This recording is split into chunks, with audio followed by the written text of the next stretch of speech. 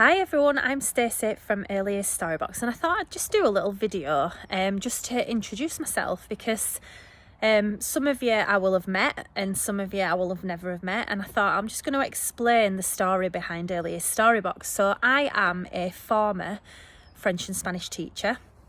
I taught secondary to start with, and then I dropped down into primary and I coordinated the languages through a prep school in Leeds, and it was honestly one of the best jobs I've ever had. But I always knew that I would leave teaching when I had my babies. I mean, my life took a bit of a turn in a different direction to what I imagined in all the best ways, but I knew I wanted my own business one day. And when I had my little girl, I left teaching, and then when she was 4 months old, I got the idea to start writing and illustrating storybooks for her. And I started another business, which was personalised books, which was basically putting children's names in books. And it just wasn't for me. And then my little girl got to the age where she was leaving nursery, she was leaving preschool.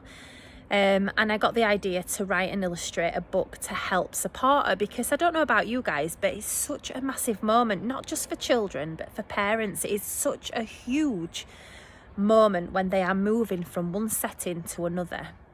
And I wrote this book called Okiao's Last Day, and it really helped her to, understand what was going to happen, that she was going to meet new friends, that she was going to go for a last day, and that she was going to move on and have lots to look forward to.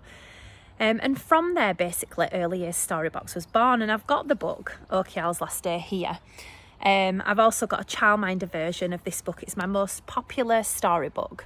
And yeah, I wrote that book. That was the first book I wrote in the collection, and then Early Years Storybox was born. And since then, throughout, I've had a little boy 2 years later, and since then, every single moment of my children's life has inspired another book in the collection, because one of my main things as a parent is I just want them to be happy. I want them to, be secure in their own skin, have confidence, have self-esteem. I want them to be good people. And, we try our best, don't we? And, I've had a week this week where my children have been, questionable, let's say.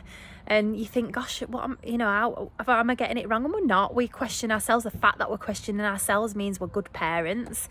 But I just want them to be decent human beings. So every book I've written has been to either support them emotionally, because that's the main thing in my life. As long as my babies are happy, it doesn't matter to me.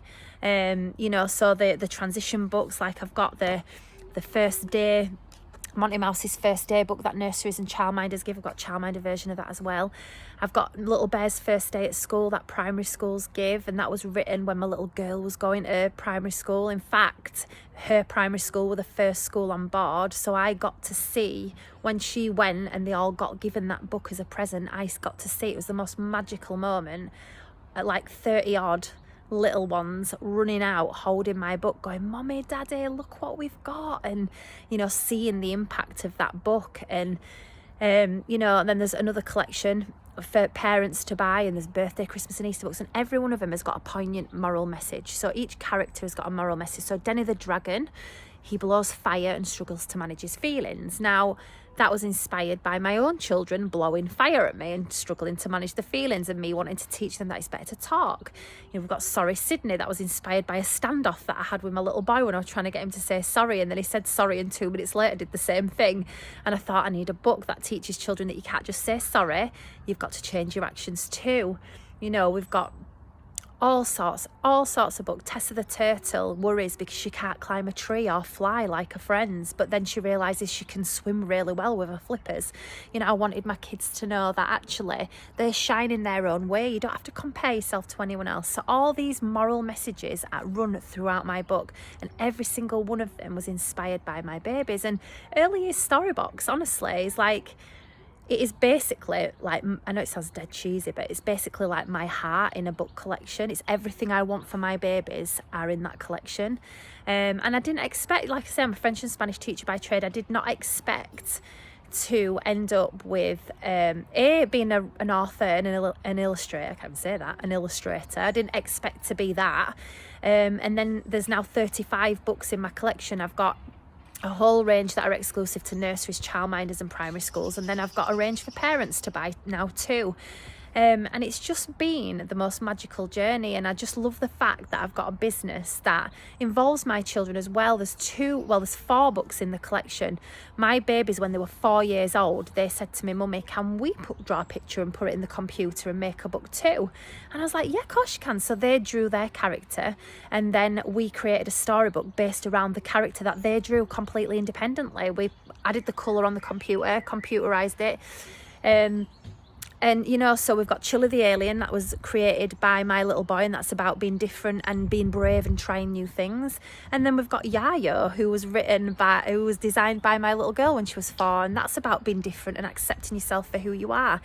You know, so it's a really, really special business. And, you know, I look back 10 years ago and I think, gosh, when I was teaching French and Spanish, there's no way I would have imagined, you know, where I would be. And it's magic, isn't it, when you just go with your heart and go with what feels right. And you know, and now my books, I'm lucky that they're given to other children, and I get, you know, messages from people saying that they're really helping them, that they've really, really helped. You know, I had one parent say to me, "It's a miracle worker." You know, my little girl used to have meltdowns and be a nightmare at the dinner table, and then she read Sorry Sydney the night before as a bedtime story, and then the day after she sat lovely at the table, and her mum was like, "What's going on?" And she went, "Well, you can't just keep saying sorry, can you, and doing the same thing, because Sorry Sydney did that and it wasn't very nice, was it?" And she was like, "It's a miracle worker." So like when I get messages like that, it just absolutely makes my day. But I just thought I'd tell you a little bit about the background of who we are. I'll do more videos. Like, I'm sure some of you will have seen my babies on video. They're a bit camera shy at the minute, so I'm trying to coax them into doing a few videos, because they're absolute superstars and I want them to tell you about their books, because I mean, I'm a proud mum. I could go on about them all day, but I want them to come on and do a video and tell you. So when they're ready, they will. But yeah, so it's nice to virtually meet you all. Come and say hello to me. And yeah, just wanted to tell you a little bit about me and why I've got to where I've got to, and why I've got the memory box collection, and what it means to me, and hopefully one day what it will mean to you if it doesn't already. So I hope you're having a great week, and I will hopefully get to meet you in some capacity one way or another. You take care. See you later. Bye.